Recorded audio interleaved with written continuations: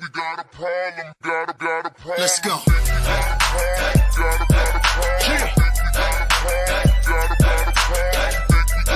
Get up.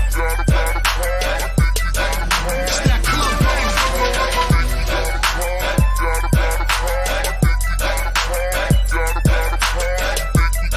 You hear that? You can't sit down to that. Okay. Yo, what up, y'all? It's your boy, Shigaluch, LOXD Block, Silverback. Hey, yo, right now I need to shout out the ISUPK classes. I want to give a huge, big, humongous shout out to all the UPK schools.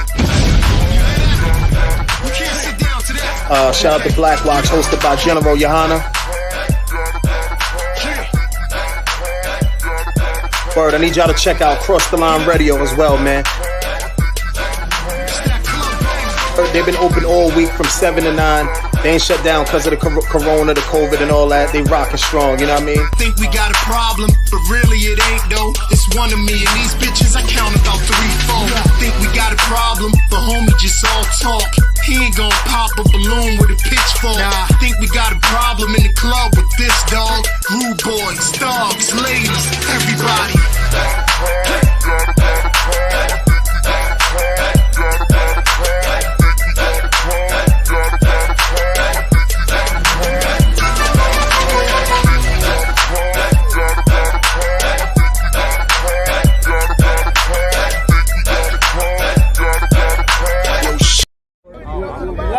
Hey, I'm just following orders. Let me get one of those slow motion pictures, bro. One of the slow motion pictures. You gotta shoot at 60 frames per second. Come on, that.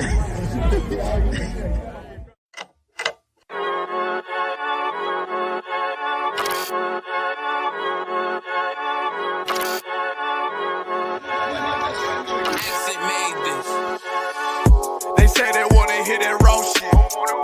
These niggas claiming that they bullshit. These niggas better move it cautious. As if they make the wrong move it cautious. You see me, they like, ooh, chemo shopping. I'm on my way up and they ain't gon' stop it. They say they wanna hit that raw shit. Coming up, I'm about to bullshit. They see me, they like, ooh, chemo shopping. I'm on my body, real niggas right beside me. Damn right, I brought my army, going up like a rocket. Can't nobody stop me. These niggas garbage, so watch your mouth, boy. Coming all black, slithering house, call me mouth, boy. I'm off the hip like a cowboy. I'm a king, you should bow, boy. Shorty like damn, man, you cut up. Nothing I can handle. 144 in the booth, going Rambo. Niggas do you dirty like a stick in a bando. That's why I play the corner like a bum with a banjo. I'ma lead by example. Woo, Kimo Sabe got this bitch off the hand, got the juice, got the drip, about to hit the bitch with the salt. It ain't rap, it's assault. Can't taste a bitch unless you with the coke. They say they wanna hit that raw shit. These niggas claiming that they bullshit. These niggas better move it cautious. As if they make the wrong move it cautious. One way, one way, one way, one way, one way. Coming up on my new I do it how a veteran be. You better than me. I'm Reggie at the edge of the key. It's all money, no honey. Think you settling? See, you locked up, fucked up, and it's back to the streets. It's One West. You can check the residency. I reside with soldiers died on the soles of their feet. Cause there's death before designer. Ain't no coward in me. Cause I'm cold as a bitch's shoulder. You ain't calling a week. Get the cooking on this beat. Hope you like it well done. Got them killers rolling with me and they all red rum, red rum, red rum. Got you fuckers scared some. Get the banging on this beat till my fucking head numb. Black Glock, red drum, black and yellow air ones. Homie, you ain't got a vest. I suggest you wear one. Told these niggas we was going up. They was doing a lot of talking. Now these niggas ain't saying shit. Feeling like a legend in this shit. Lil nigga, I'm past veteran. Never feeling third. Lil nigga, I'm past second. Guns, I gotta have them all like Ash Ketchum. Shotty break a nigga ribs up like his wife left him. We all stepping. Kill you with kindness cause I'm dead nice.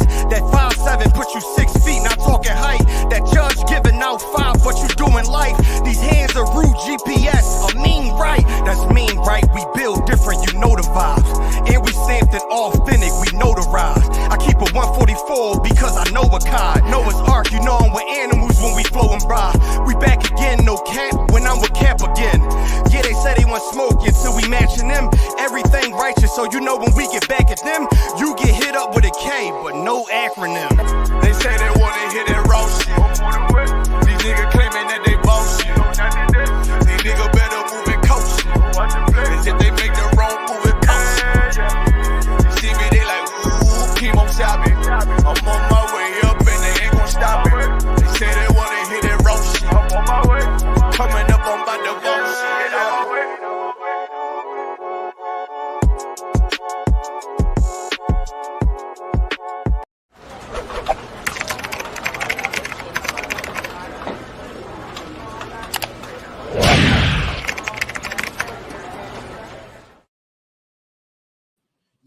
Yeah, that's right. It's the ISUPK. That's the Israelite School of Universal Practical Knowledge out of Harlem, New York, since 1969 under Commanding General Yohana. We are on the streets and on these radio waves to teach that the so-called Black, so-called Hispanic, so-called Native American people are the true Hebrew Israelites of the Bible. I'm Officer Tasha Young. That's right, Officer Isaiah War. I'm also Matazi Allen. All right, tonight's class, excellent class tonight. Excellent class tonight. All right. Tonight's class, we're gonna be in Revelation. A lot of people say, well, we don't really touch Revelations like that. Well, we go in the UPK, we're not scared of no book. Right. We're scared of anything in this book because That's we right. know that it's about the liberation of Blacks, Hispanics, and Native Americans. All right. So what we're gonna do is we're gonna dive into the book of Revelation a little bit. You know what I'm saying? We're gonna get in here and see what's going on, because right now, the state that the country is in right now, Babylon is falling. That's right. Babylon is falling. I remember when I was younger, people used to say, well, we'll never see it. Well, guess what? We're seeing it. We're actually seeing Babylon fall, and we're actually seeing the economy and how the Most High is attacking the economy. All right. That's America's PowerPoint. That's their power. Their power is their ability to deceive and their ability for finance. You know what I'm saying? Through their deception, they have climbed all the way up. They're high up on the face of the earth. All right. So we're going to talk about that tonight. We're going to talk about their kingdoms, and we're going to show how this kingdom right here is Babylon and is falling. Y'all want to add anything to that? Nah, sir. Let's go right into it. Let's get right into it. Okay, so we're gonna start at Revelation chapter 12. We're gonna go to Revelation chapter 12. All right. What you want to do is you want to get your notepad out. You want to get your precept book out, because we're going to be talking about some things, and we're going to be talking about Esau's kingdom and how many nations is attached to this kingdom, and how this whole thing is being played out right before our eyes. All right. So we're going to start at Revelation chapter 12 and verse 1. Come on. This is the book of Revelation chapter 12 and verse 1. And there appeared a great wonder in heaven, a woman clothed with the sun and the moon under her feet, and upon her head a crown of 12 stars. So here it says, and there appeared a great wonder in heaven. All right. A woman clothed with the sun and the moon under her feet, and on her head was a crown. On her clothed with the sun and the moon on her feet, and on her head was a crown of 12 stars. Now it's a lot of dispute out there on what this is. Not in the School of Universal Practical Knowledge, but when we're dealing with these fake Hebrew Israelite camps and we're dealing with Christians, we hear a whole lot of things about what this is. All right.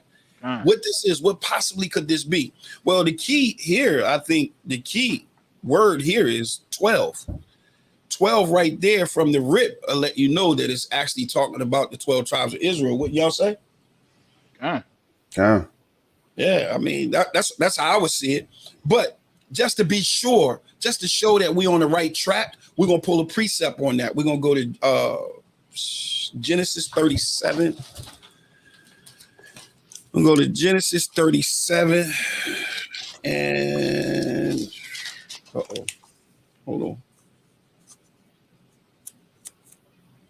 Okay, we're gonna go to 37 and 9. Now, what we're gonna look at is we actually looking at Joseph.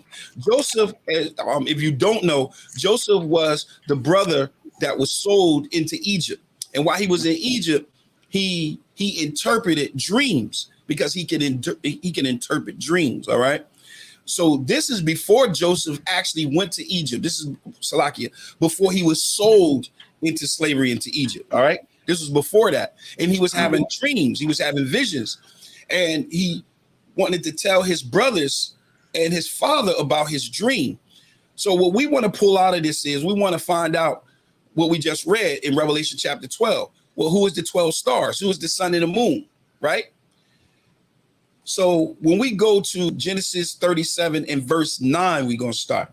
Remember, we're talking about Joseph and he's speaking to his brethren. All right, read. Book of Genesis, chapter 37, verse 9. And he dreamed yet another dream and told it his brethren and said, behold, I have dreamed a dream more.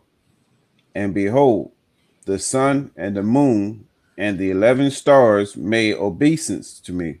All right, read. Verse 10. Salakia. Let me expound on that. All right. Notice what he says. He says he had a dream. And what was that dream? He dreamed that his brethren, Salakia, he dreamed that the sun and the moon and 11 stars. Remember, we just read it was 12 stars, but here we read it was 11 stars, right? And it says these 11 stars bowed down to him. So the sun and the moon and 11 stars bowed down to him. Read. Verse 10. And he told it to his father and to his brethren. And his father rebuked him and said unto him, what is this dream that thou hast dreamed? Shall I and thy mother and thy brethren indeed come to bow down ourselves to thee, to the earth? Verse 11. Right, Salakia, that's 12. So right here, we see the interpretation of the dream. The interpretation of the dream is what? The interpretation of the dream is the 11 stars here would be his 11 brothers, and he would make the 12th star. So the 12 stars that we see in Revelation chapter 12 is what? It represents the 12 tribes of Israel. All right. Okay. It represents the 12 tribes of Israel. Y'all got anything y'all want to add on that? Nah. All right, let's get back to Revelation chapter 12.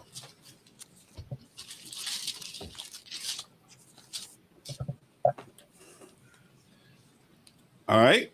Revelation. It's Revelation chapter 12 and verse 2. Come on. And she, being with child, cried, travailing in birth, and prayed in pain to be delivered. All right. So this woman went through travailing pain. She went through pain to give birth to this child. All right. Now that pain, those trials and tribulations will be everything that Israel went through. All right. Israel went through a lot before she was able to give birth to this particular child. Right. They went through wars. They went through fights. The 12 tribes broke into two. They started warring against each other. They went into captivity into Babylon. They went into captivity in Assyria. They went into captivity in all these different places. All right.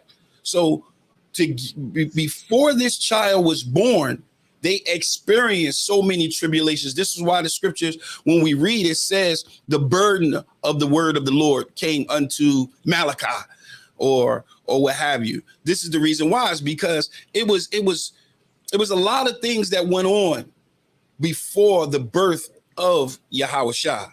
All right. That's who the child would be. All right. So again, it says, and there appeared a great wonder in heaven, a woman clothed with the sun and the moon under her feet, and on her head was a crown of 12 stars. All right. And she, being with child, cried, travailing in birth and pain to be delivered. All right. Because that child had to come. How do we know that child had to come? Because he was prophesied. Well, what we see he was prophesied? He was prophesied all the way back in Genesis. What's that? Genesis 49. When Jacob, is that Genesis 49? When Jacob called his sons, Israel called the brothers in. Right. At the So end, it was come. prophesied way back then that the Messiah would come. All right. It was prophesied even during the time of Moses that a brethren will rise up. All right. So we see that this is coming, and we see that this is taking place throughout the scriptures. So it was a lot of pain and travailing to give birth to this child. Right. Verse 3. Let me get back there, Salakia. This is the book of Revelations, chapter 12 and verse 3. Come on. And there appeared another wonder in heaven, and behold, a great red dragon. A what? A great red dragon. A what? A great red dragon. It's very important to understand that it's talking about a great red dragon. Read. Having 7 heads and 10 horns and 7 crowns upon his heads. All right, so this red dragon. Now, who in the scriptures is red? Esau. Esau. Let's take a look at that so we can have that on record on the journey that we get ready to take through these scriptures. Give me Genesis 25 and 25. Genesis 25 and 25. I got it. Book of Genesis, chapter 25. Let me go to 25. Verse 25. And the first came out red all over. What? And the first came out red all over, like an hairy garment. Right. And they called his name Esau. What was the red one called? And they called his name Esau. They called his name Esau, and he gave birth. His brother came out, and his brother's name was Jacob. I want you to go down to verse 30. Verse 30. And Esau said to Jacob, feed me, I pray thee, with that same red pottage, for I am faint. Therefore was his name called Edom. So his name was called Edom, and Edom became the Edomites. So they became a nation on this planet. All right. So they became a nation. All right. I want you to go to Azawa, I want you to go to 1 King chapter 11 and verse 14. I want to show you something. This is coming from the hip. Mataziala, I want you to pull up this word in 1 Corinthians, Salakia, in 1 King chapter 11 and verse 14. I want you to look up that word adversary, and I want you to tell us what that word is after Mataziala. After Azar War, read it. Azar War, let's get to it. Now, Salakia, in 1 King chapter 11, I'm trying to bring all this together for y'all. In 1 King chapter 11, right? This is when Solomon has sinned and caused the kingdom to be broken up into two. So when he sinned and he caused a judgment to come up on the kingdom, the Most High brought an adversary against him. He brought an adversary against him. All right. And I'm going to show you who this adversary is. So Azar War, read it. Mataziala, you got that word for adversary? You look it up. Pull it up on your I got it. Okay. Mataziala, Azar War, go ahead, read that. It's the book of this is the book of 1 Kings, chapter 11 and verse 14. Come on. And the Lord stirred up an adversary unto Solomon. A what? An adversary unto Solomon. Time out. Hold on. Salakia. Mataziala, can you read that word for adversary? This is Strong's 7854 is the number for adversary, and the word is Satan. Is what? Satan. Is what? Satan. All right, read that again. And the Lord stirred up an adversary unto Solomon. Come on. Hadad the Edomite. He was of the king's seed in Edom. Of the what? The king's seed in Edom. So he was of the king's seed in Edom. And he was referenced here, that word for adversary, Satan. So he was the seed of that. He was the seed of Edom. All right. So he was an adversary. He is an enemy to Israel. Okay. Right. All right. So now let's go back to Revelation chapter 12. I just want to lay down a couple things before we really get into the meat and the potatoes of this study. All right. I'm going to go over, Salaki, if I may. I am going to go over the 7 heads and 10 horns, but I'm not going to go over that yet. I'm going to go over that in chapter 12. I mean, Salaki, in chapter 13. I'll go over that in chapter 13. So, all right. I just want to let the people that's listening know. All right, let's go. All right, it's the book of Revelations, chapter 12 and verse 4. And his tail drew the third part of the stars of heaven and did cast them to the earth. And the dragon stood before the woman, which was ready to be delivered. The woman, Salaki, which was ready to be delivered. Read. For to devour her child as soon as it was born. All right, so it says, and his tail drew a third part of the stars of heaven. So this is talking about this great red dragon, right? It's talking about this great red dragon. And it says, and he did cast him to the earth. And the dragon stood before the woman, which was ready to be delivered, to devour her child as soon as it was born. All right. So we already notice and understand that Edom is the seed of Satan, our adversary against us, right? So now, and we know he's red, right? But here it says that he stood before the woman. Well, who is the woman? The woman would be Israel. The woman would be Israel. Verse 1. That child was Yahushua. And who tried to kill Yahushua as soon as he was born? Who tried to do that? Herod. King Herod, which is an Edomite, which is the adversary, which is the seed of Satan. Let's go to that real quick so that we can have that on record. Let's go to, what's that? Matthew 2, I think. The hip shot. It's going to be a lot of hips. It's going to be a lot of, it's going to be a lot of shooting from the hips today. It's going to be a lot of that today. Yeah, I got a hip shot, but it's going to come up later. I'm sure it is. This is Matthew chapter 2. This is Matthew chapter 2 and verse 16.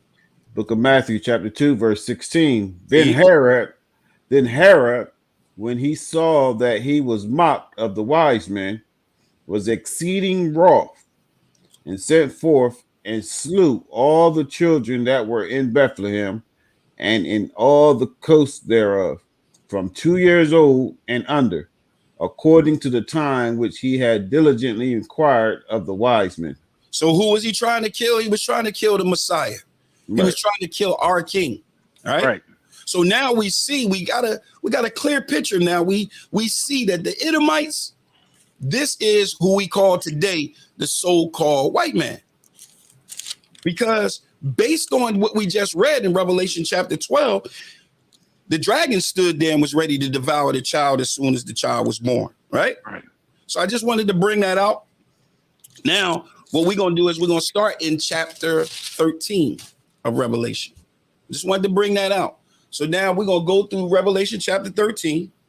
We're going to look at Revelation 12, 13, 17, and 18 tonight. All right? That's what we're going to look at. So Revelation chapter 13 and verse 1. Hold on for 1 second, Salaki.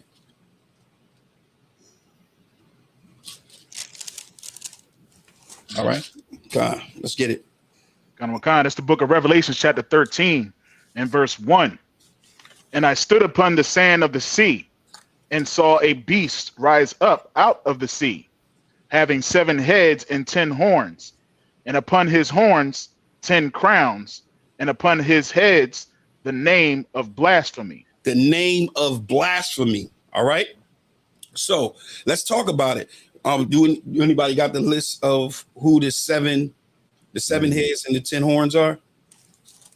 I did have it in my other precept book. Hold on a second. I had it. Yeah, I have it. Now, y'all, go ahead.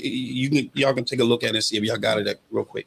But it's very important that we understand this, because what we're going to see is we're going to see a pattern here. We're going to see in the book of Daniel talked about this just as well. So we're going to bring Daniel and we're going to bring Revelation, and we're going to bring those two together and show how and what is going on today and how Babylon is going to fall and is falling. Y'all, anybody got it? Come. The 7 heads is Greece, Rome, Spain, France, Germany, Russia, and Great Britain, which became America. Right. So what we want to do is, yeah, you don't got to reveal that yet. But what I want you guys to do is, can you read that again? So in case they need to hear that and write it down, slow it down so they can hear it. These are the 7 heads. Read. Go ahead. Tell them. Greece, Rome, Spain, France, Germany, Russia, and Great Britain. All right. You got the 10? Howard said NATO and the 10 common markets and the G7. The 10 horns is the EU market. Yeah, right. It's what I have down.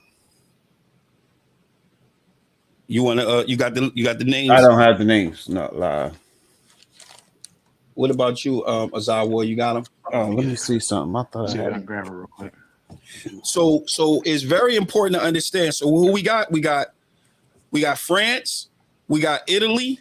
We got Spain. Did you say Portuguese? Lie. Portuguese is 1 too. Russia, England, and Germany. 1, 2.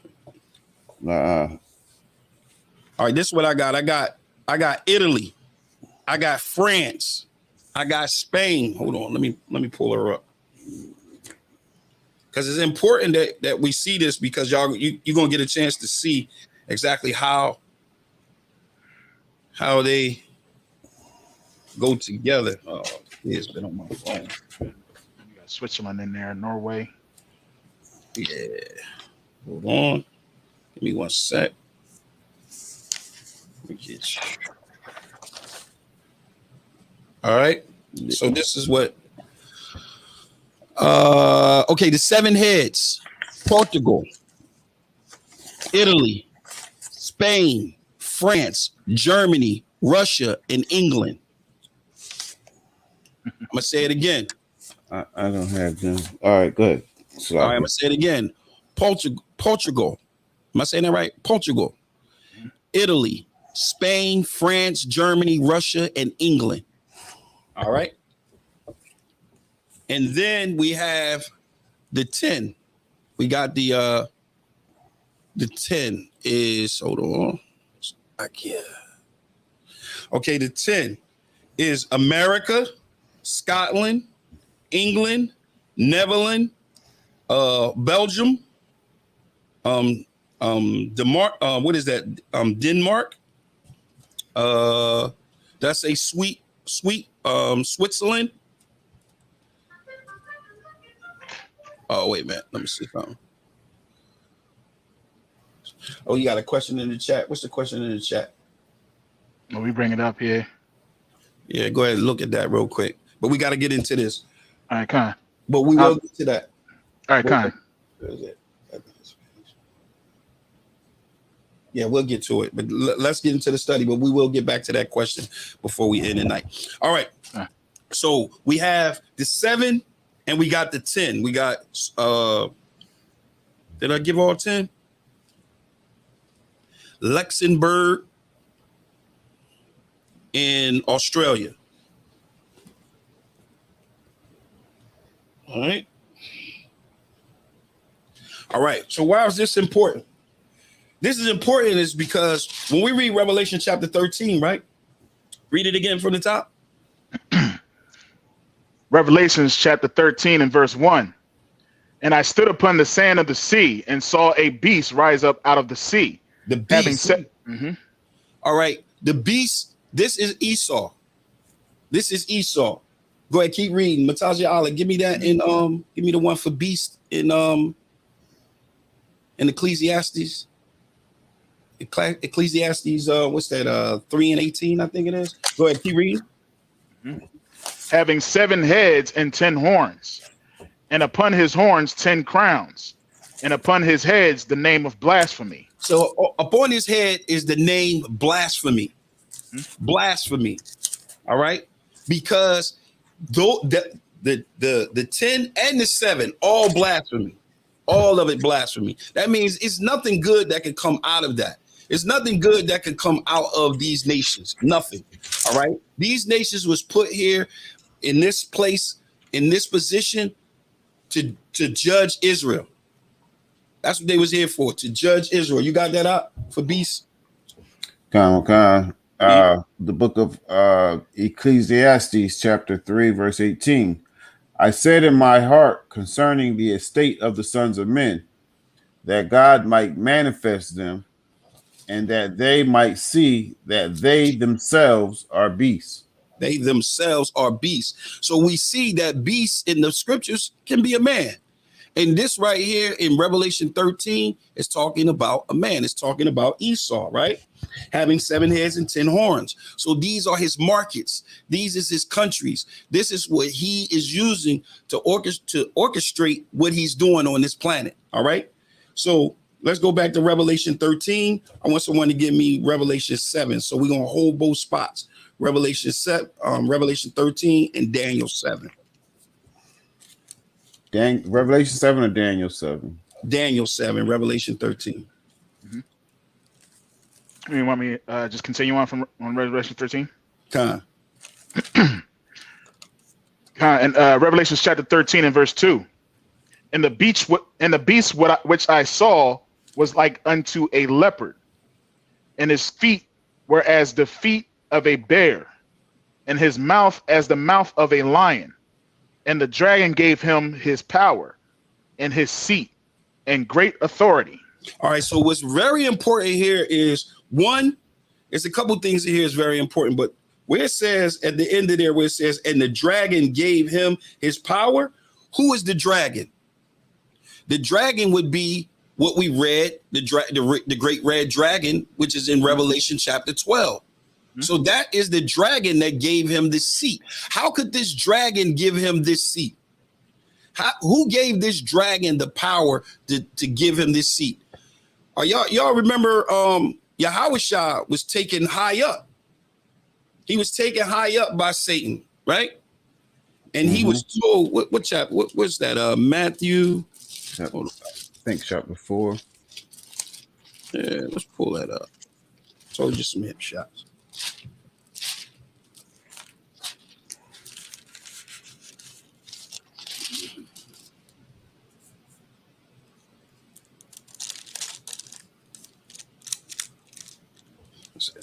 Matthew chapter 4, starting with verse 1.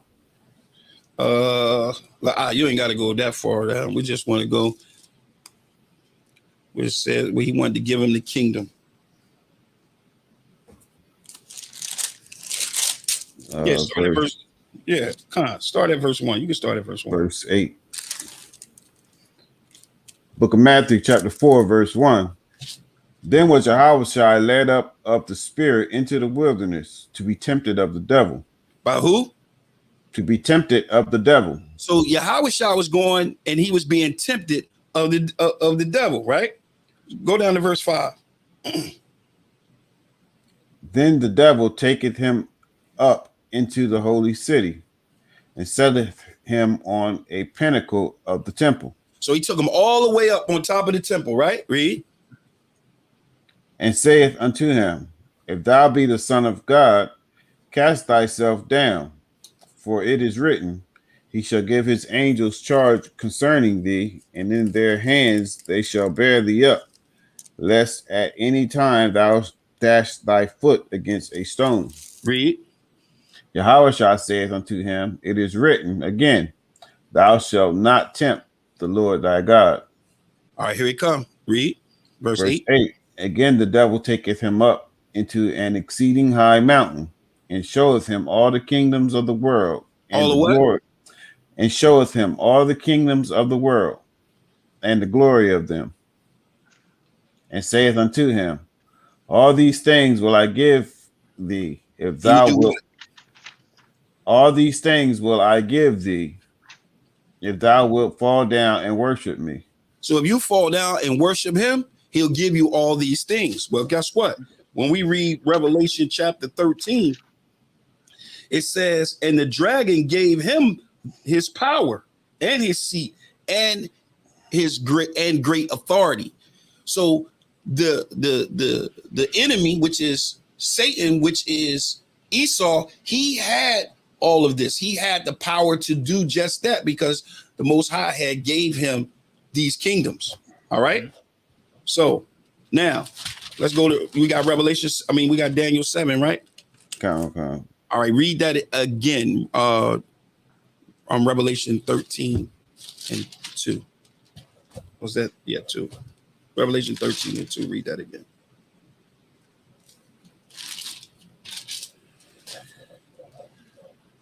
Can you hear me? Azawa. Yeah, I hear you. You want me to Revelation 13:2? Read it again. Salakia, sir. This is book of Revelation chapter 13 and verse 2. Come on. And the beast which I saw was like unto a leopard, and his feet were as the feet of a bear, and his mouth as the mouth of a lion. All right, so let's go look at these attributes. Let's go to Daniel chapter 7. Now, what we're going to be looking at is taking a look at the leopard. We're going to be taking a look at the bear, and we're going to be taking a look at the lion. All right, Daniel 7 and 1. Book of Daniel, chapter 7, verse 1. In the first year of Belshazzar, king of Babylon, Daniel had a dream and visions of his head upon his bed. Then he wrote the dream and told the sum of the matters. Daniel spake and said, I saw in my vision by night, and behold, the four winds of the heaven strove upon the great sea. All right, so he's saying that destruction is coming from the north, east, south, and west. Destruction is coming. All right, this is what he's saying. Read. Verse 3. And the four great beasts came up from the sea, diverse one from another. So they were different from one another. Okay, they were very different. Now remember, this prophecy actually is coming before. This prophecy is coming way before John on the island of Patmos, right? It's coming way before that. All right, read. Come. Verse 4. The first was like a lion and had eagle's wings. I beheld till the wings thereof were plucked, and it was lifted up from the earth, and made stand upon the feet as a man, and a man's heart was given to it. All right, so it became weak, this nation. Now, do anybody know, any of y'all know what nation this would be talking about? Nah. What about you, Azawa? I missed it, sir. Salakia. What in verse 4, Daniel chapter 7 and 4, where it talks about the first one was like a lion. Are you familiar with that lion represent? Do that represent Babylon or Assyria? The first one was like a lion. Like a lion. I'm not gonna guess. I would say Babylon. Right. Some say Babylon. Some say Assyria. Assyrian. All right. I say Assyrian. But what's interesting is at the end of it, it says, and made stand up on the feet as a man. So this nation became like a man. It became weak like a man. All right. Verse 5. And behold, another beast, a second, like to a bear, and it raised up itself on one side, and it had 3 ribs in the mouth of it between the teeth of it.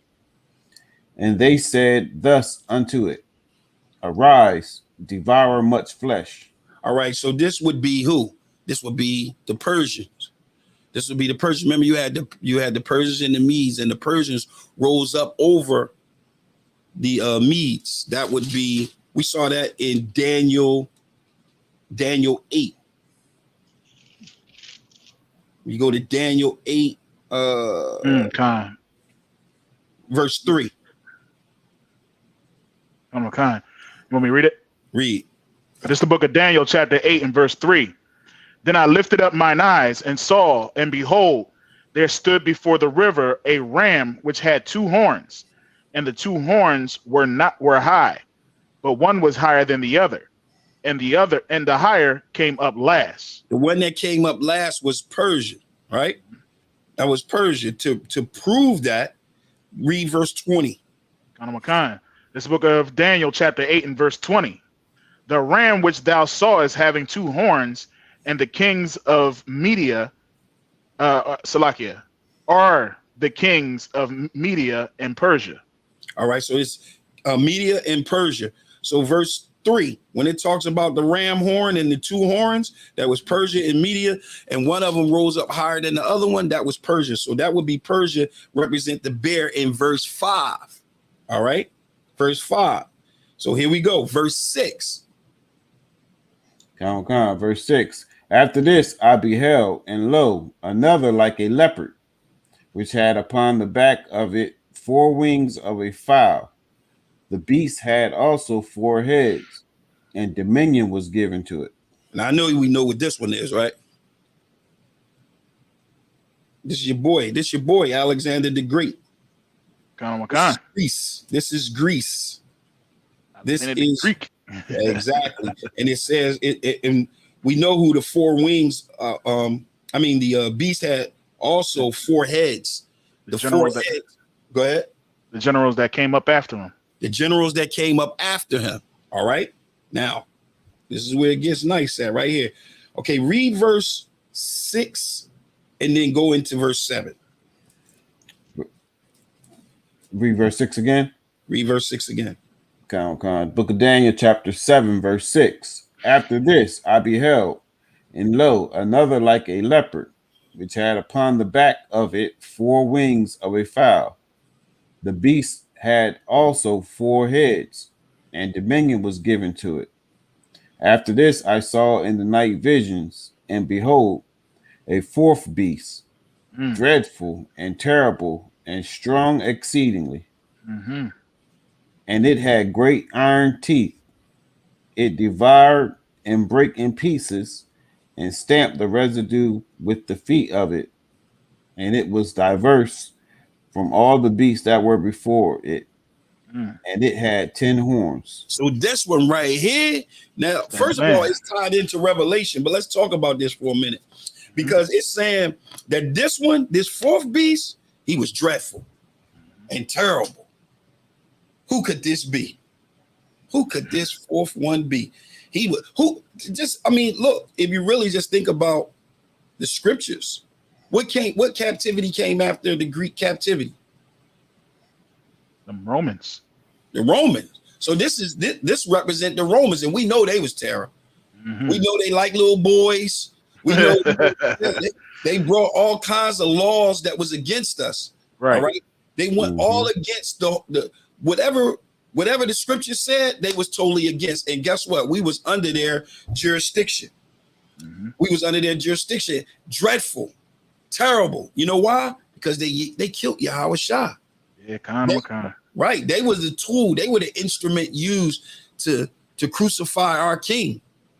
All right. So this one right here, this 4th one, dreadful and terrible, strong and exceedingly. It was strong. It was a powerful nation. We know how Rome came through and swept through and took everything. Rome was like America back then. It was like the capital of the world back then. Right. You know what I'm saying? So Rome was exceedingly strong and powerful. All right. Mm-hmm. And when it says and stamp the residue with the feet of it, that means that wherever whoever came in contact or whoever went to war with Rome, Rome wasn't having it. They were stomping them. Right. They was taking them out. All right. They were taking them out. All right. But verse 8. Verse 8.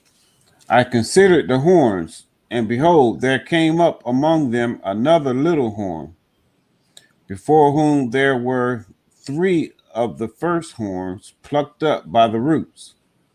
And behold, in this horn were eyes like the eyes of man, and a mouth speaking great things. Speaking great things, but the things that they were speaking was definitely blasphemy. That's right. It was definitely blasphemy, but we're about to get into it. Okay. So in verse 8, it talks about another little horn. All right. And this little horn, right? It says it plucked up 3 roots. It plucked up 3 roots. So out of came out of Rome, then came up a little horn. Who is that little horn? That little horn would be who? That'd be hold on. Anybody in the chat know who that little horn would be? Who would that little horn be that came up and mouth speaking great things? Nobody.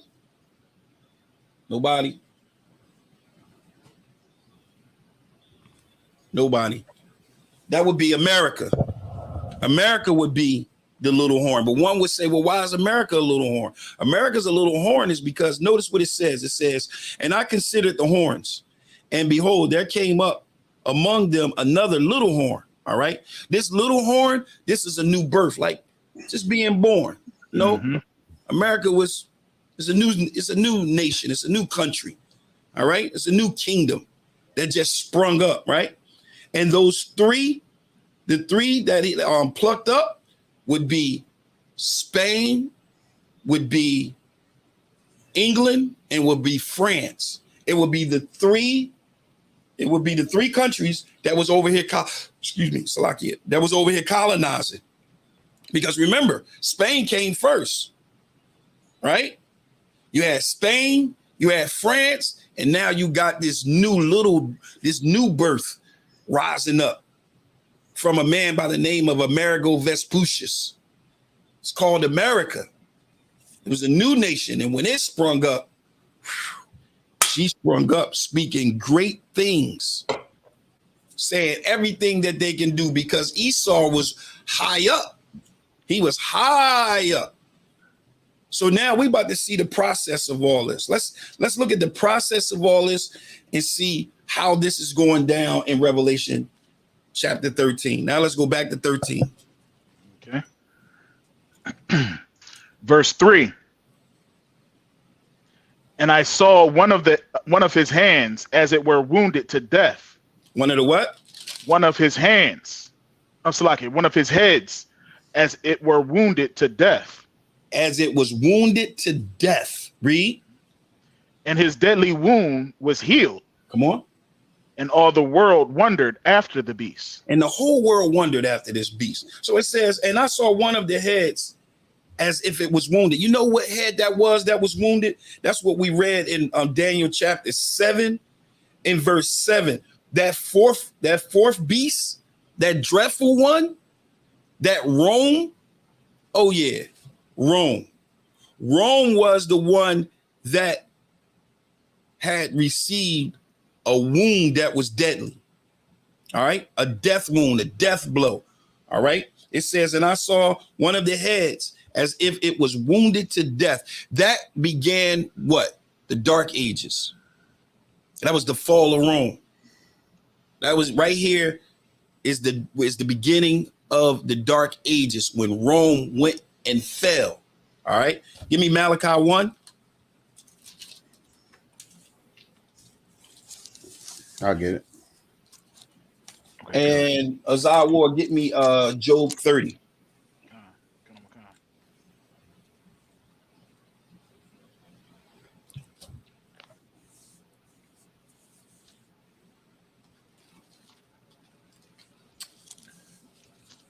Come on. Read. 1 and 4, or you want to start with 1? Start at 1.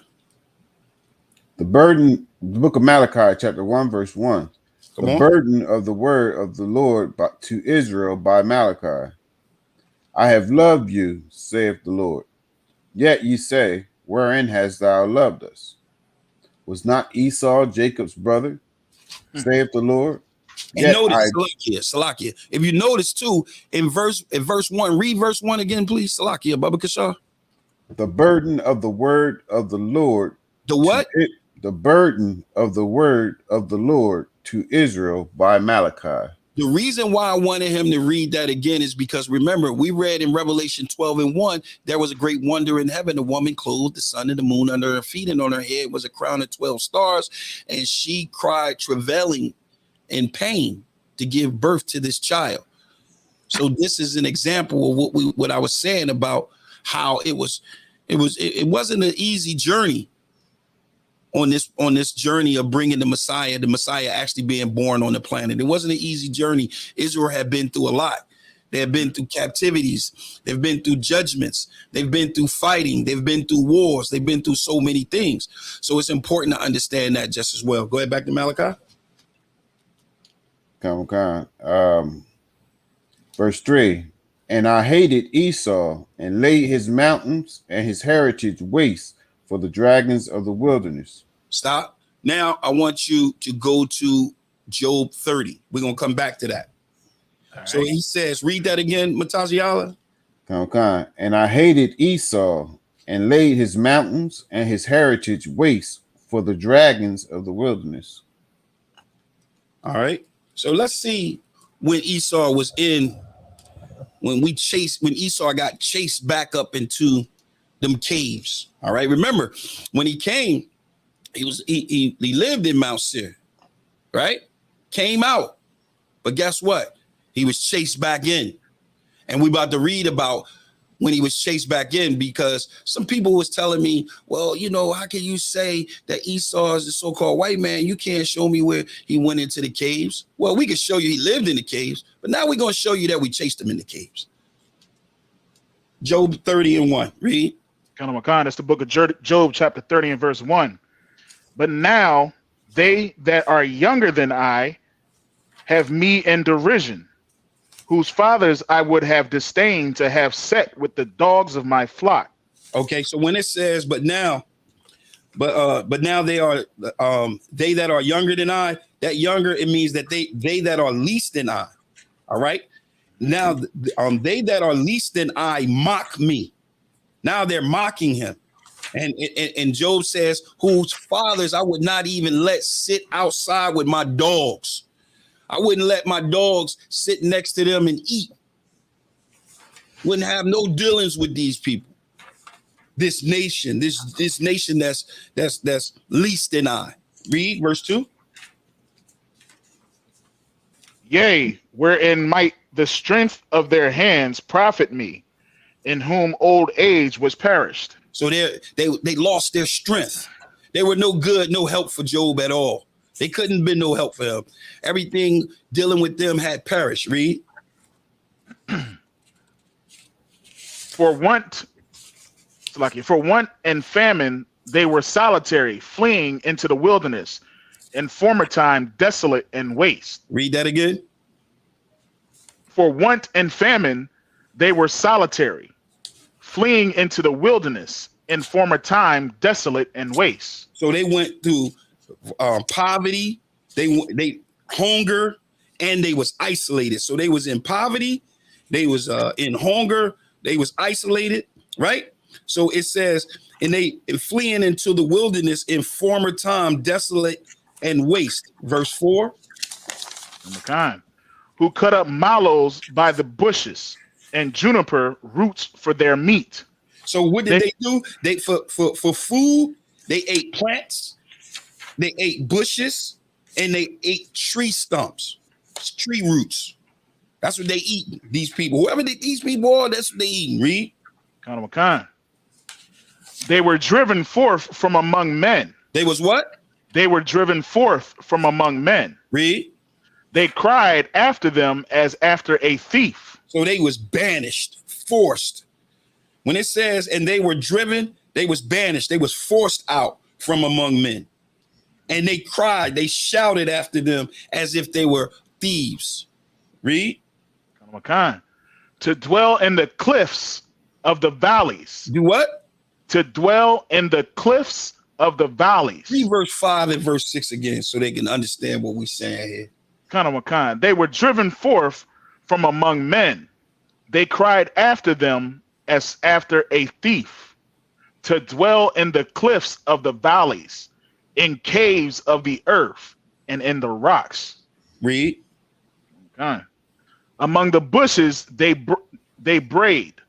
Under the netties they were gathered together. All right. So what he's saying right here is he's saying under the among the shrubs. Right. Among the shrubs. They had their sermons. All right. And they gathered in the weeds. They gathered in the weeds. So this is Esau. So go back to Malachi and read that again out. The book of Malachi, chapter 1, verse 3. And I hated Esau and laid his mountains and his heritage waste for the dragons of the wilderness. Verse 4. Whereas Edom saith, we are impoverished, but we will return and build the desolate places. This is what Esau is saying. Read. Thus saith the Lord of hosts, they shall build, but I will throw down, and they shall call them the border of wickedness, and the people against whom the Lord hath indignation forever. Follow? Forever. Forever. Now go back up. What was that? Verse 4 you was at? Verse 3. 3. Where it talked about them coming back and building up the desolate places. Oh, that's verse 4. Yeah, Isaiah War, can you get me go back to Revelation 13? Con. Malachi 1 and 4. Whereas Edom saith, we are impoverished, but we will return and build the desolate places. Stop. Read Revelation 13 and 3. This is the book of Revelation, chapter 13 and verse 3. And I saw one of his heads as it were wounded to death. All right. Slakia. Go ahead, Mataziala. Thus saith the Lord of hosts, they shall build, but I will throw down. When did they build? Read Revelation 13 and 13 and 3 again. And his deadly wound. Start with his deadly wound. And his deadly wound was healed, and all the world wonder after the beast. All right, Mataziala, you got it. Was that it that you had? Finished up verse. So this would be the Dark Ages, and this is the Renaissance era. The Renaissance era is what Mataziala is reading. What we're reading is we're bringing both of these together. We're bringing Revelation chapter 13 and 3, and we're showing that he saw one of his heads as if it was wounded to death. That would be Rome. That would be the beginning of the Dark Ages. That would be what Officer Mataziala read when he read about the poverty that Esau was going through. Read that again, out. Book of Malachi, chapter 1, verse 4. Whereas Edom saith, we are impoverished, but we will return and build the desolate places. So they returned and built the desolate places during the Renaissance era. During the Renaissance era, this is where all these nations, this is where the 7 heads and 10 horns, this is where all this stuff comes into play. All right. So now he's rebuilding. Read. They shall build. Salaka. Thus saith the Lord of hosts. They shall build, but I will throw down. And they shall call them the border of wickedness, and the people against whom the Lord hath indignation forever. All right. Azawar, back to Revelation 13 and 3. And I saw one of his heads as it were wounded to death, and his deadly wound was healed, and all the world wondered after the beast. Oh, the whole world wondered after this beast. Which beast is this? This is the beast from verse 2, where it says, and the beast which I saw, at the end of it, it says, and the dragon gave him his power and his seat and his great authority. So this power, this seat, and this great authority went to the deadly wound that was healed. So the deadly wound that was healed would be what? According to Daniel 7, that little horn, that's America. This is during the time and the rebirth of America. When the Renaissance era took place, that was led by Italy. This is when they came into place and they said, okay, well, you know what? We're gonna give the king, we're gonna give Yahushua a different name.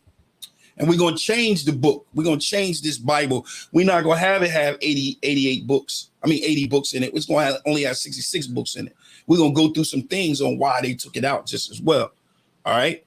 But verse 3 of Revelation chapter 13 and verse 3 is talking about the fall of Rome, which is the Dark Ages, and then the rise of Rome, Dark Ages. A lot of people don't know, but the District of Columbia used to be called Little Rome. It used to be called Little Rome. All right. Back to Revelation 13 and 4. It's the book of Revelation, chapter 13 and verse 4. And they worshiped the dragon, which gave power unto the beast.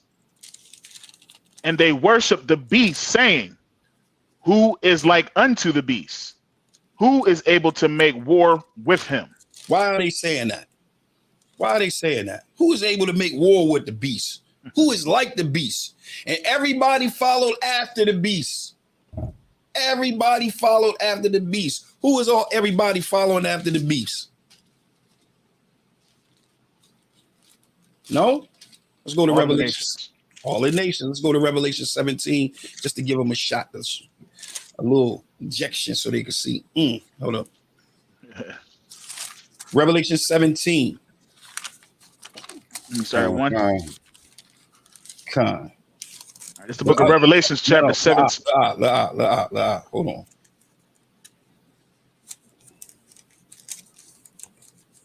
Just give me verse 2. All right, come on. It's the book of Revelation, chapter 17 and verse 2. With whom the kings of the earth have committed fornication, and the inhabitants of the earth have been made drunk with the wine of her fornication. So because everybody love her. Everybody loves Babylon. Everybody loves Babylon. I'm gonna show y'all something in just a second. I'm gonna show you something. All right. Let's go back to Revelation 13. I want you guys to keep in mind real quick. I'm gonna walk on something real quick. In Revelation chapter 12, right? It says this woman that was clothed with the sun and the moon under her feet and gave birth to this child who was ready to be devoured as soon as he was born. When you get to verse 5 of Revelation chapter 12, verse 5, it says, and she brought forth a man child who was to rule all nations with a rod of iron, and her child was caught up into his caught up unto God and to his throne. Verse 6. This is key. Where I'm at with this. Verse 6. And the woman fled into the wilderness, where she had a place prepared of God, that she might be fed there 1,203 days. But notice it says the woman fled. Where did the woman fled to? Wilderness. The woman fled to the wilderness. Now go to Revelation 17. We're going back to 13, but I just want to show you guys something real quick. Now, notice when she fled into the wilderness, remember, she had the sun and the moon under her feet, and on her head was a crown of 12 stars. Any type of illumination, she had it. Any type of insight, she had it. Sun and the moon, and on her head was a crown of 12 stars. And she did what? She fled into the wilderness. Now, in Revelation 17, let's take a journey into the wilderness and see her for a minute. Start at verse 1. Book of Revelation, chapter 17, verse 1. Come on. And there came one of the 7 angels which had the 7 vials, and talked with me, saying unto me, come hither. I will show unto thee the judgment of the great whore that sitteth upon many waters. That do what? That sitteth upon many waters. All right. So he calls her a great whore that sitteth upon many waters. Let's see who these waters is. Give me verse 15. Verse 15.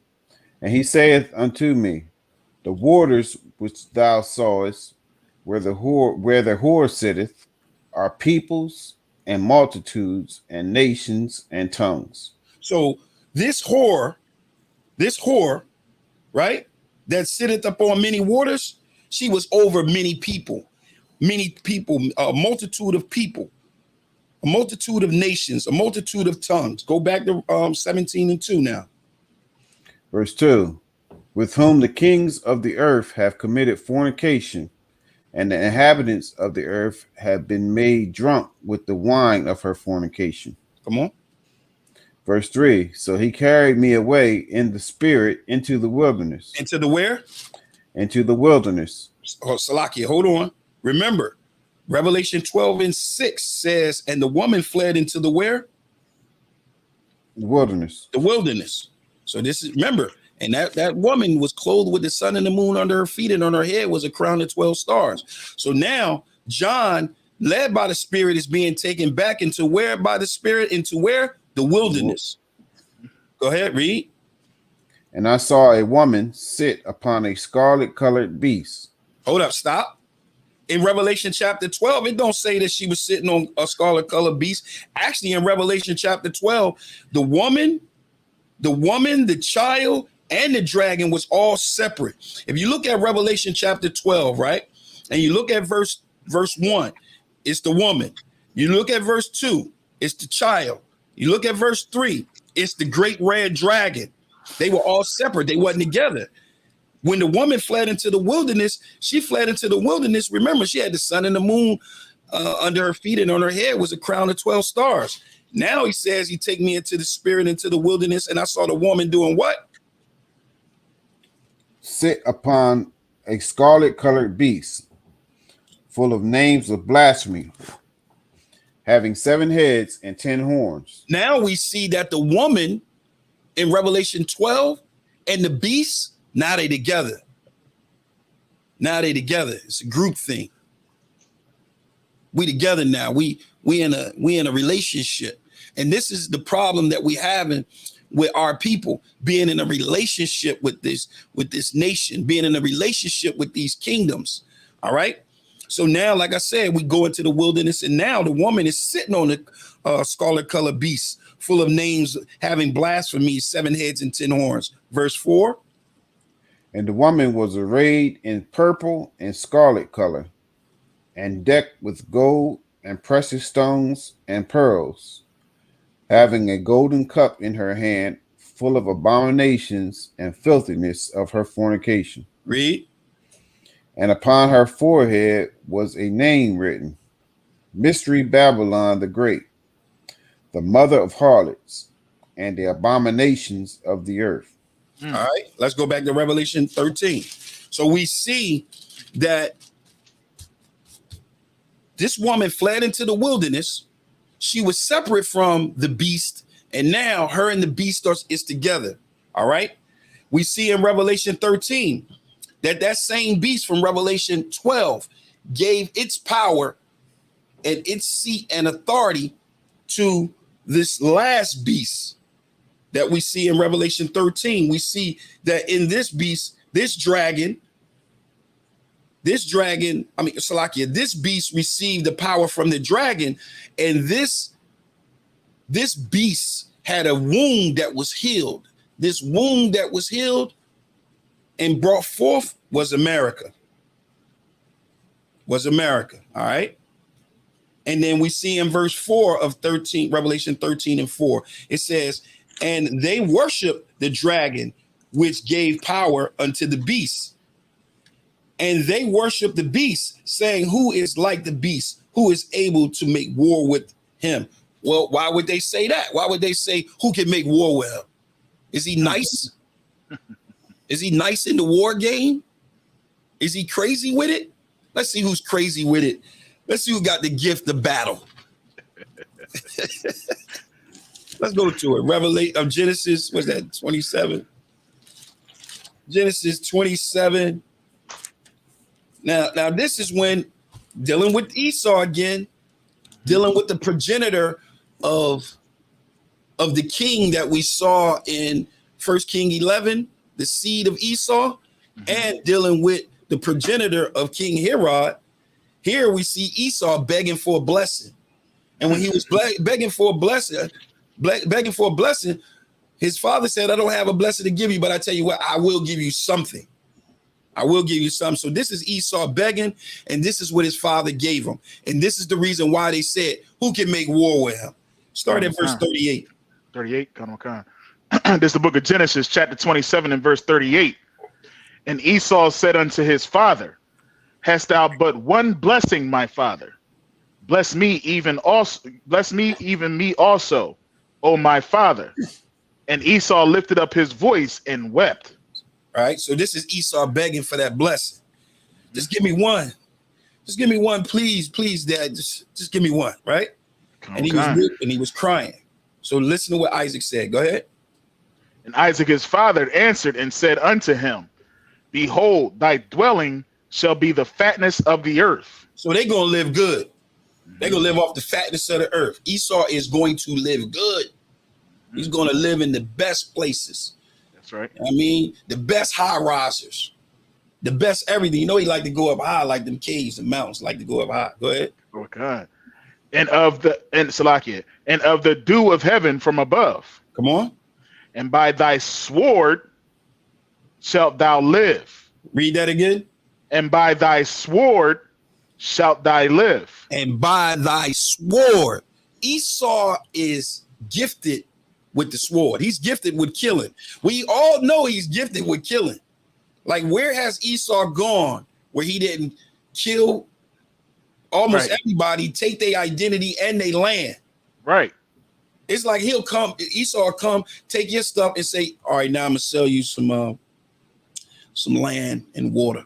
Well, what are you talking about? This is my land. This is my land. What you talking about? Kalaka, if I may, we went over this last week too, also. But that is how he's going to dwell in the fatness of the earth, because he was going to take everything. He's going to steal, kill, and destroy, because he's blessed with the sword.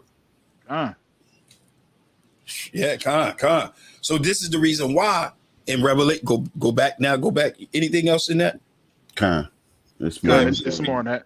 Read. And it shall come to Salakia, and shall serve thy brother. And it shall come to pass, when thou shalt have the dominion, that thou shalt break his yoke from off thy neck. All right, and you can read about that. I think that's 2 Kings 8:20. You can read about that, but we're not going to read about that right now. But if you guys want to go and read about that later, you can.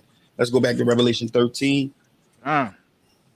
So this is why it says, who is able to make war with him? Who can? Step up. Nobody can make war with him, man. This guy was a killer. Esau he's special with that sword. He's special with it. All right. Verse 5. It's the book of Revelation, chapter 13 and verse 5.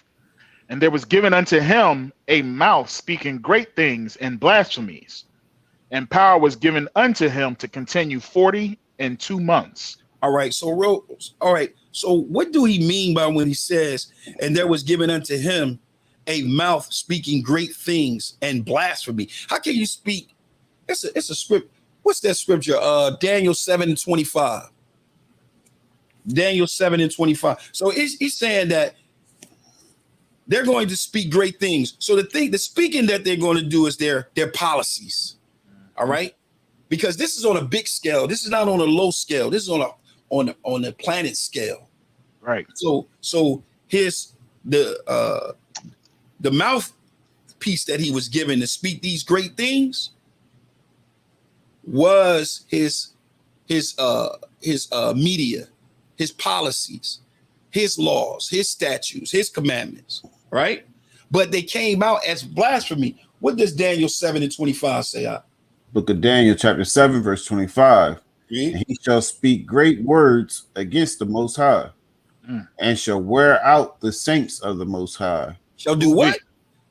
And shall wear out the saints of the Most High. Yo, that is exactly what he's doing. He is wearing the saints out. Goodness gracious. Christmas, Easter, Thanksgiving, Valentine's Day, wearing them out.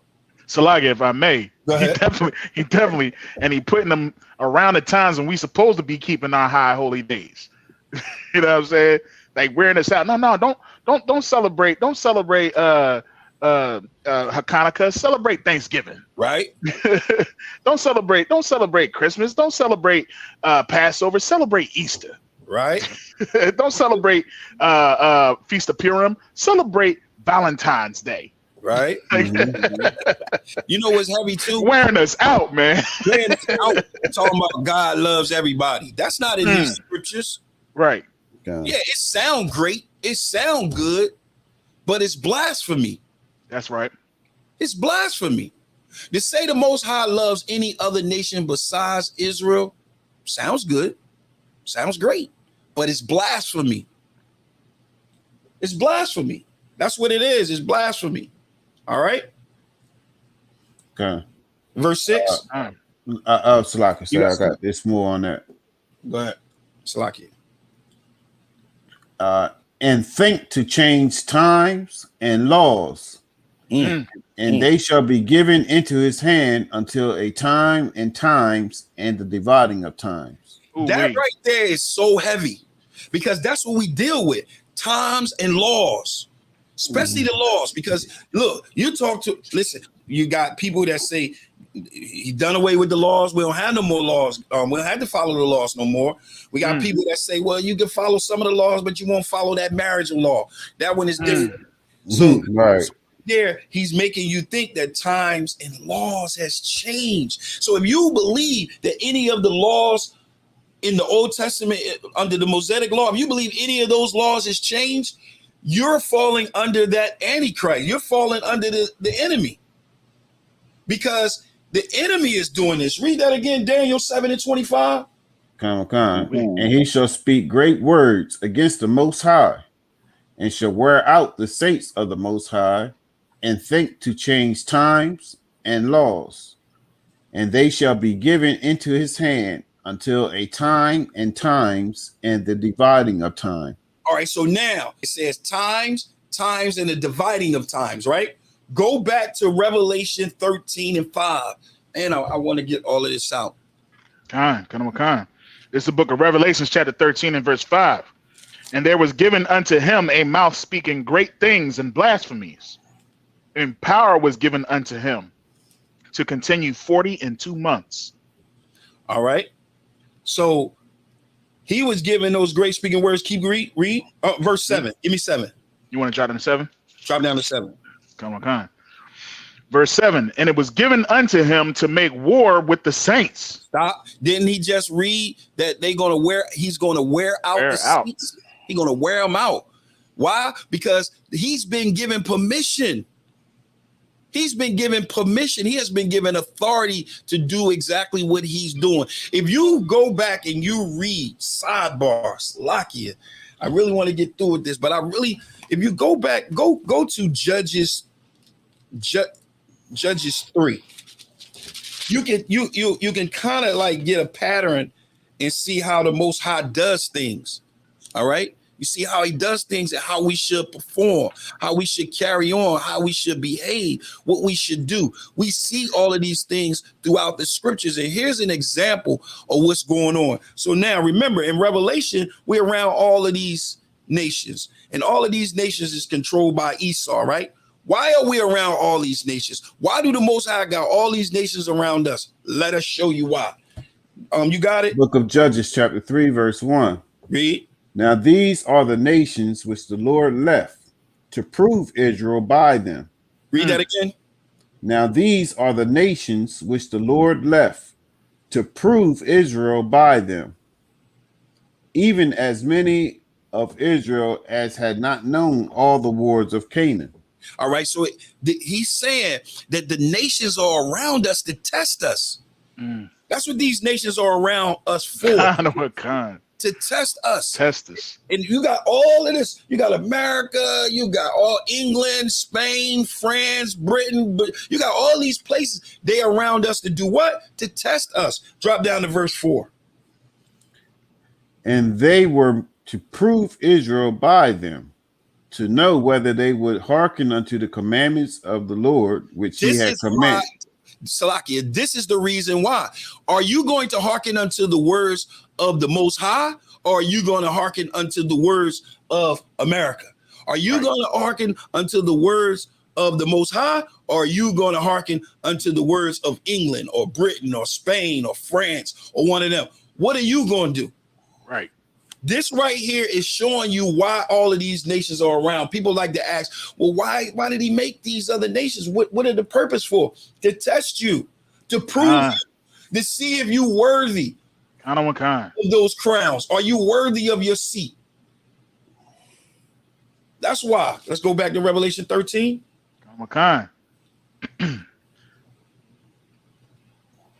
And it was given unto him to make war with the saints and to overcome them, and power was given him over all kindreds and tongues and nations. Read. And all that dwell upon the earth shall worship him, whose names are not written in the book of life of the Lamb slain from the foundation of the world. All right. So power was given unto him.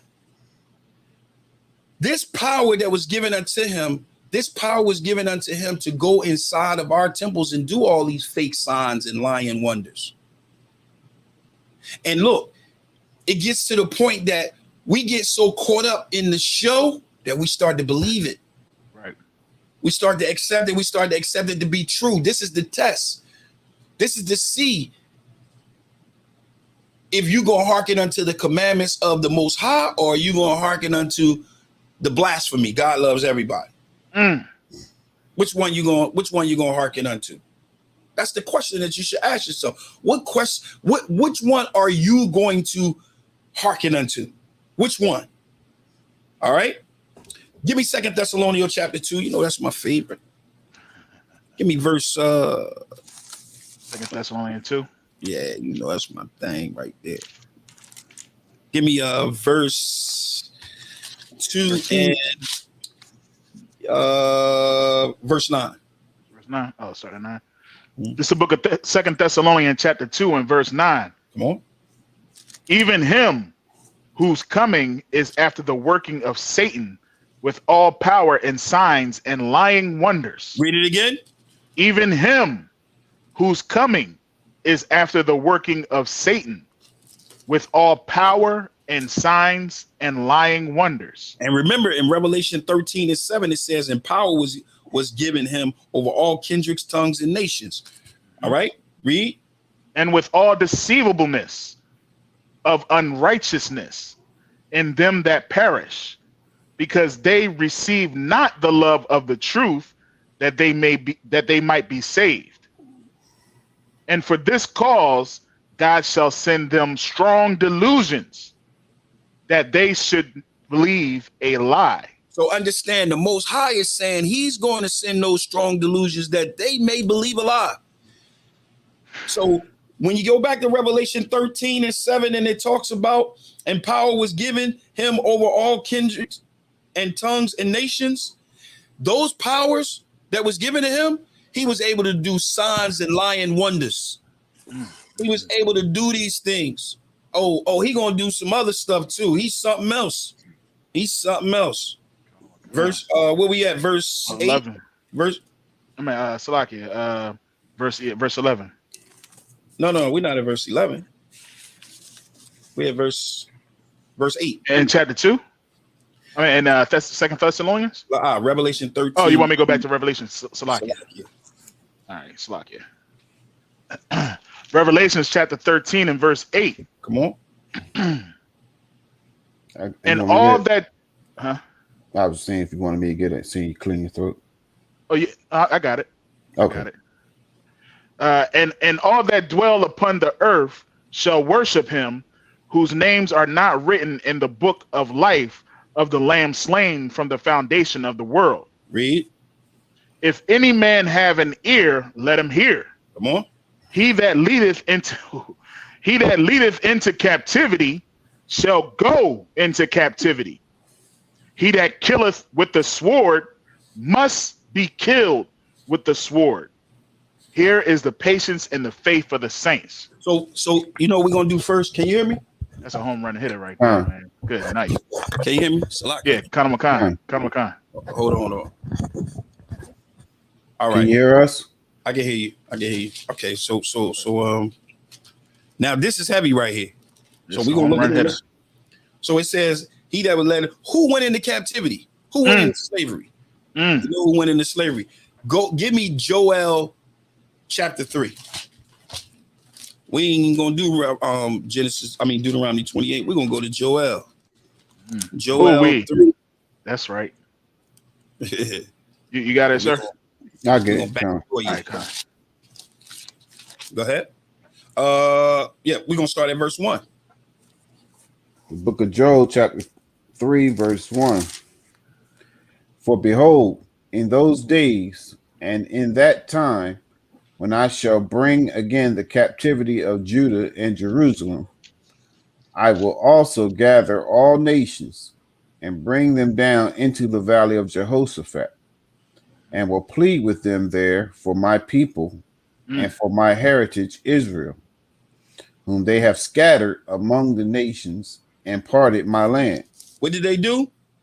And whom they have scattered among the nations and parted my land. So how did they scatter us among the nations and part our land? They scattered us among the nation because they put us on slave ships and shipped us to the four corners of the earth. That's how they did it. Go ahead. Verse 3, and they have cast lots for my people, and have given a boy for a harlot, and sold a girl for wine, that they might drink. Listen, you got to understand how heavy this is, because they actually did these things. Con. Yeah, they actually did these things. They sold the girls for wine. You know what I'm saying? They cast lots, meaning they gambled. They gambled for my people. You know what I'm saying? Salakia, sir, if I may. Go ahead. If I may, sir. Man, let me tell you, I go to the African American Museum quite often, the one that's in DC. Right. It's actually on the walls. They actually got it down there how they sold our daughters for that. You see what I'm saying? It ain't just scripture. It actually happened. You can go to DC to the African American Museum, look on the walls, and it's all there. That's crazy. It's all there. And they not putting it on the wall as a biblical reference. Right. They're putting it on the wall as historical fact. That's heavy. That's heavy. All right, let's keep going. Verse 4, yea, and what have ye to do with me, O Tyre and Zidon, and all the coasts of Philistia? All right, so look, what we have here is we have the so-called Africans and we got the so-called Ishmaelites. We got the so-called Arabs, right? Read. Will ye render me a recompense? And if ye recompense me, swiftly and speedily will I return your recompense upon your own head. Let me explain something to you. Y'all, look, who sold us? The so-called Africans sold us. Who came and helped track us down? Arabs, the so-called Ishmaelites. I mean, Ishmael came and tracked us. So the Arabs came and tracked us, and the so-called Africans, they sold us. Go ahead. That's right. Verse 5, because ye have taken my silver and my gold, and have carried into your temples my goodly pleasant things. Come on. The children also of Judah and the children of Jerusalem have ye sold unto the Grecians. What? What did the so-called Africans and the Arabs, what did they do? The children also of Judah and the children of Jerusalem have ye sold unto the Grecians. You sold to so-called white man. So here it is right here, verse 6. This is the Africans, the Arabs getting together and selling us to the so-called white man. Read that one more time, verse 6. The children also of Judah and the children of Jerusalem have ye sold unto the Grecians, that ye might remove them far from their border. Damn right. All right, so now let's go back to, what was we at? Revelation 13. Salakia. Read 10 again, and then I want somebody to give me Luke 20. This is Revelations chapter 13 and verse 10. Come on. He that leadeth into captivity shall go into captivity. Stop. Now, if you go to Isaiah. Nah. Go to, hold on. Let me see. Read that one more time, that what you just read. One more time. This is the book of Revelations, chapter 13 and verse 10. He that leadeth into captivity shall go into captivity. Zalaki. That captivity piece is where I'm at right now. What did Yahweh Shah say to us right before he went to that cross? He had some words for us, and these are the words that he said to us. I want you to go to Luke chapter 21, and I want you to start at verse 23. Okay. Book 21 and 23. Book of Luke, chapter 21, verse 23. But woe unto them that are with child, and to them that give suck in those days. For there shall be great distress in the land, and wrath upon this people. So this is what Yahushua was saying to our people, because he was letting them know that the Romans was going to come and they was going to surround us. And when they surrounded us, he was saying, woe be unto them that have child. All right. He was saying destruction to them because judgment was coming. But look what he says in verse 24. Read.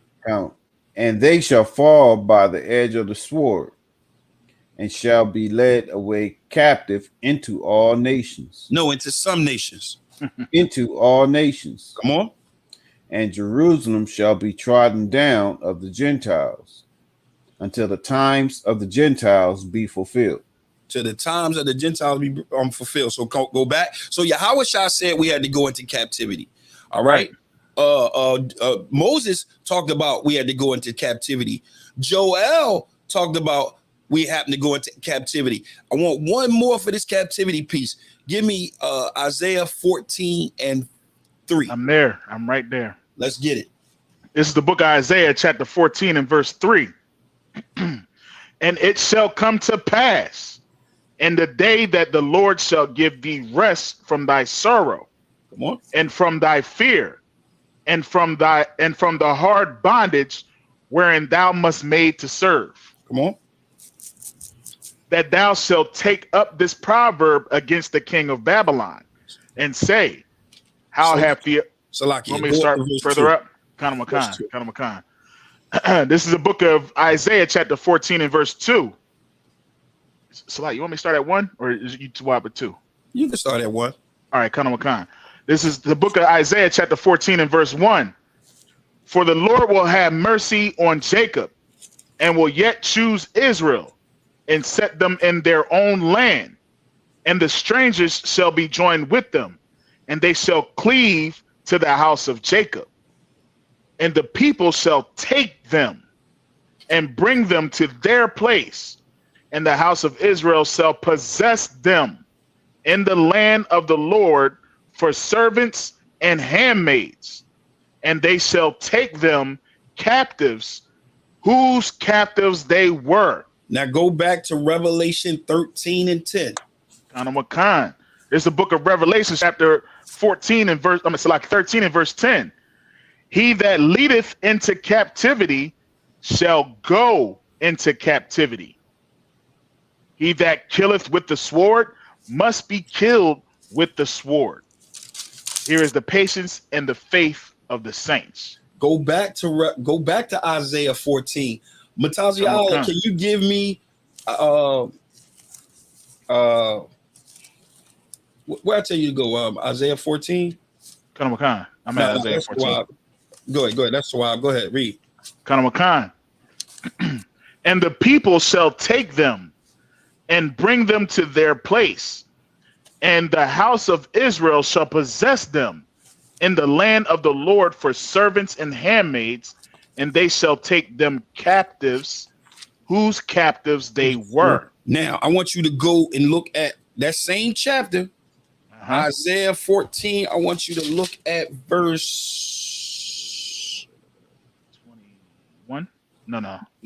Yeah. Okay. Swaggy. Now, I want you to go to verse 21. Kana Makan. Okay.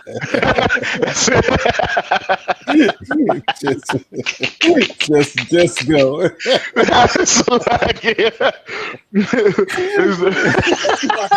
Before you go, we too out. Before you go there, go to verse 12 real quick so I can show them exactly who we talking about. Kana Makan. This is the book of Isaiah, chapter 14 and verse 12. How art thou falling from heaven, O Lucifer, son of the morning? How art thou cut down to the ground, which does weaken the nations? That do what? weaken the nations. Remember, all the nations wondered after him. So now go to verse 16. Let's see. Verse 16.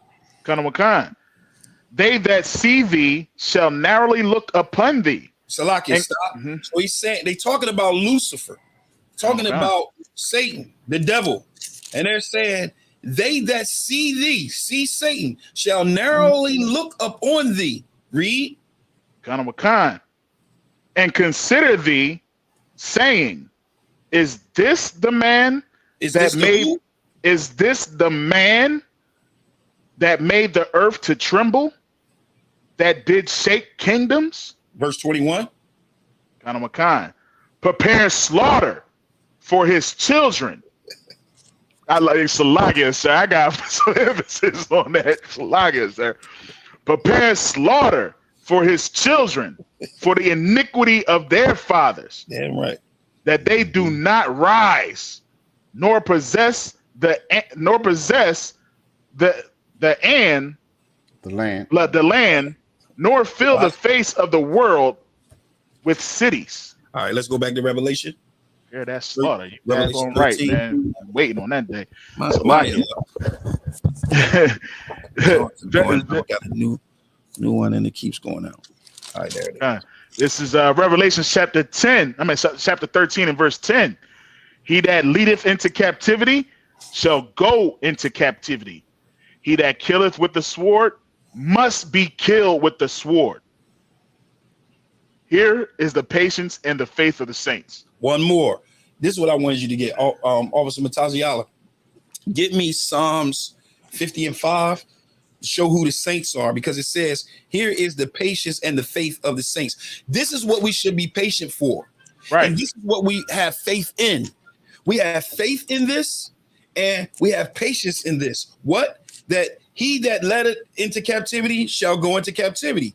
And he that killed with the sword, so-called white man came through killing us with the sword, he must be killed with the sword. Here is the patience and the faith of the saints. Read. Book of Psalms, chapter 50, verse 5. Gather my saints together unto me, those that have made a covenant with me by sacrifice. So we know that the saints is Israelites. That's right. So this is the patience and the faith of who? The Israelites. Now let's go back to Revelation 13. We'll start at verse 11. Revelation chapter 13 and verse 11. And I beheld another beast coming up out of the earth, and he had two horns like a lamb, and he spake as a dragon. So why is it saying that? Because he had to look like a lamb. He had to look like Yahweh Shah. But when he spoke, he said, God loves everybody. They had to, they had to put their image together at this point. They had to put their image together. I got a nice picture around here too. I had one too. I got a nice picture around here somewhere. Let me show y'all they lamb.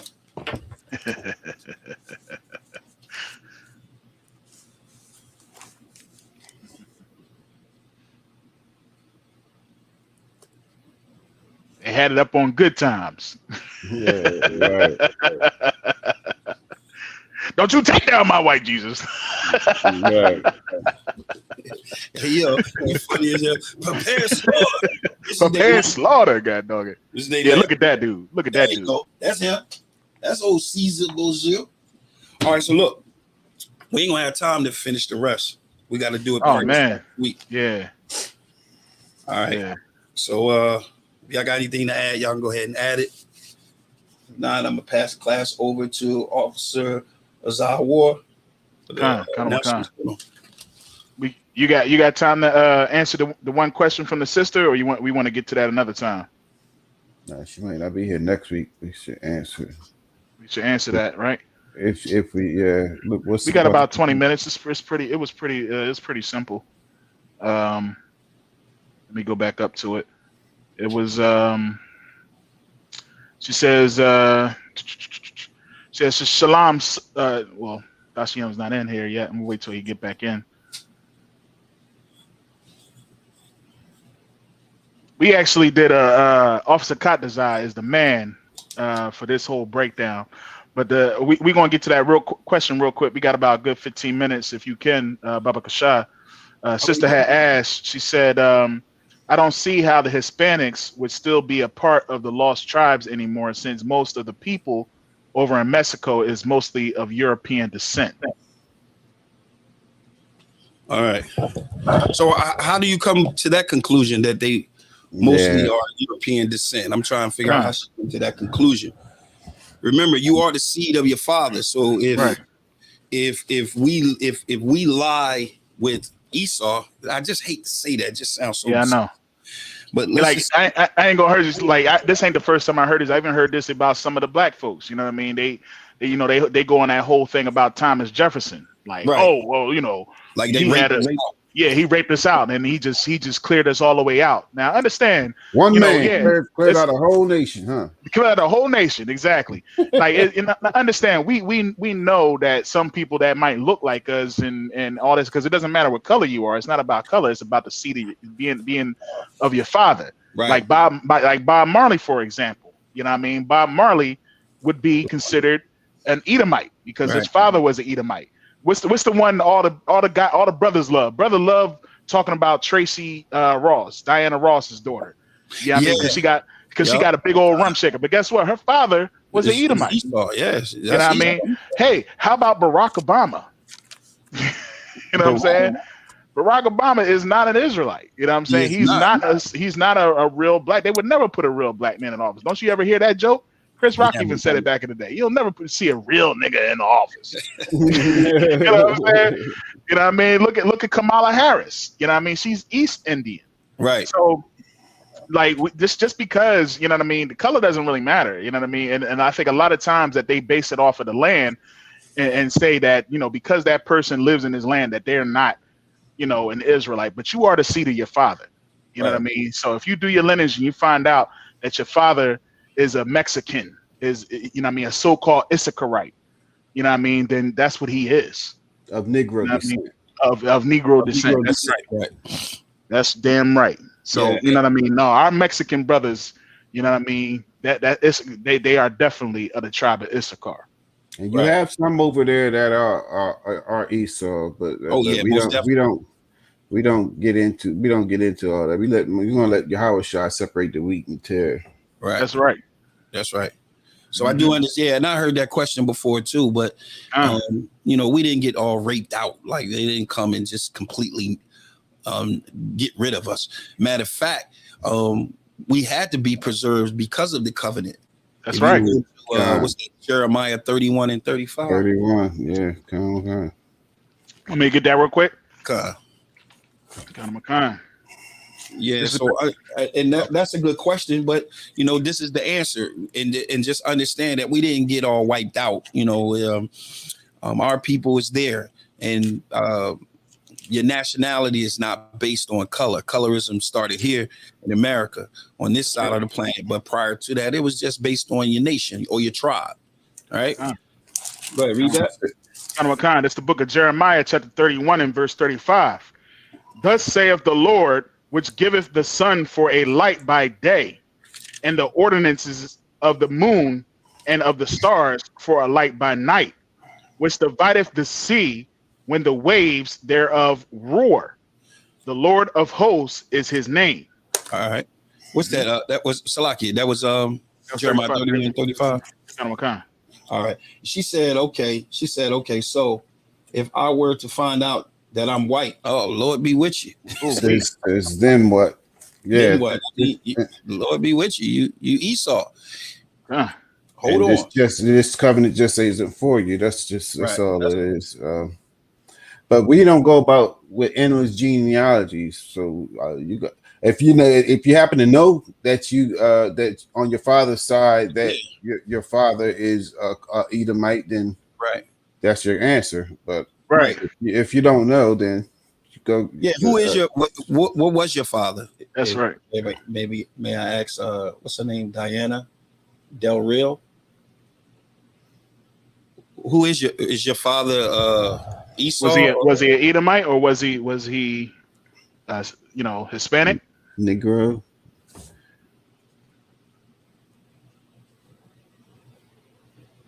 Yo, that's a hell of a thing, man, to wake up one day and, man, you find out you Esau. Shit. Yeah. Listen, look, let me tell you something. But don't do nothing to yourself, man. Still go and find you a Israelite and serve. You know what I mean? There you go. Don't kill yourself. You know what I mean? Go to the nearest camp, get the lips ready. Exactly. Yo. Salagi. I didn't mean to laugh.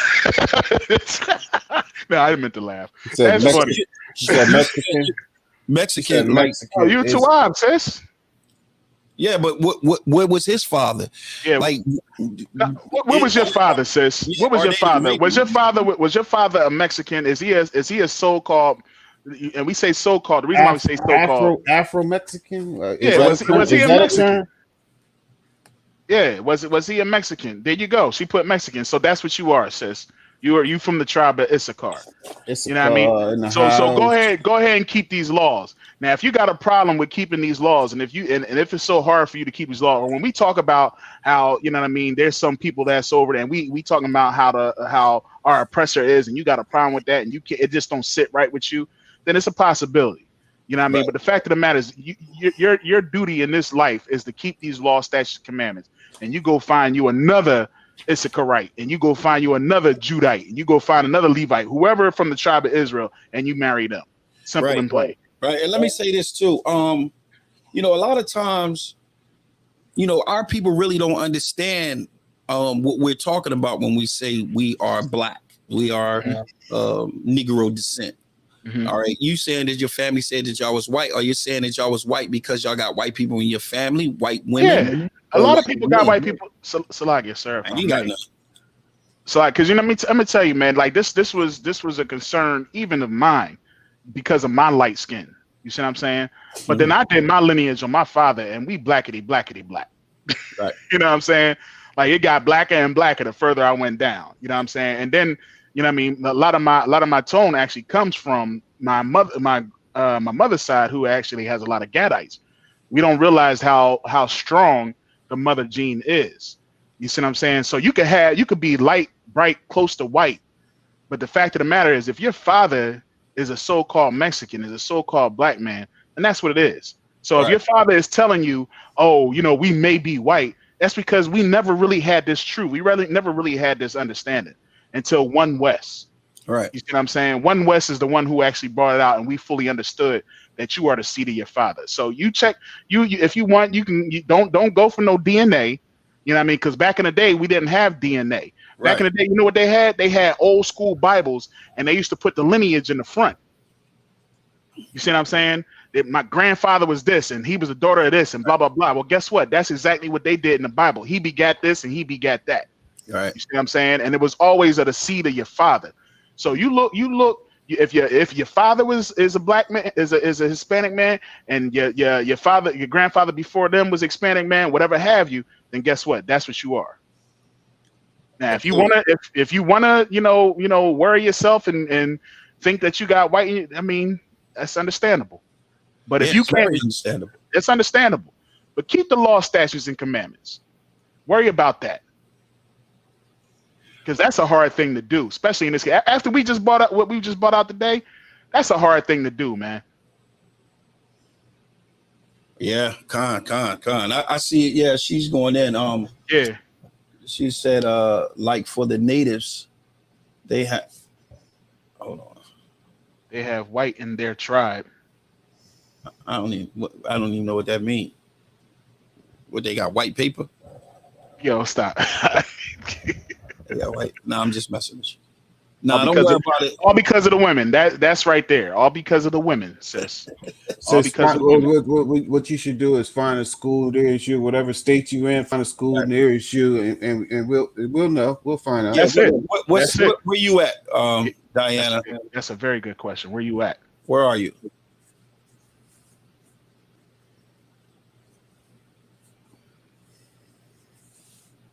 Don't worry about all that right now. What city or state are you in? Yeah, what state you in? Let me get a number for her. You got it up. UPK up.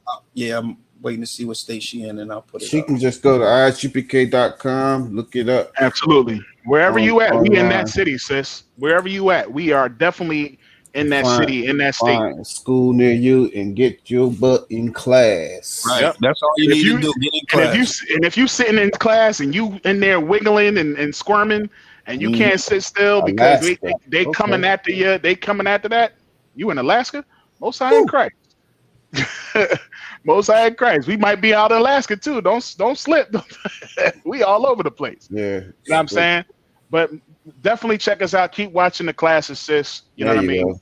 And you know, eventually, you know, Most High in Christ. Hopefully, the Lord be with you, man, and you won't find out that you are Edomite. That's what you don't want. You want to be within this fold. You want to be within the 12 tribes of the house of Israel. You know what I mean? Look into your father. Your father is a Mexican. Your grandfather before him was Mexican. All right, you good to go. Right. You know what I'm saying? I'm gonna give her a number too. This is the number I'm gonna give you. You can put this number in the chat too if one of y'all want to put it in the chat.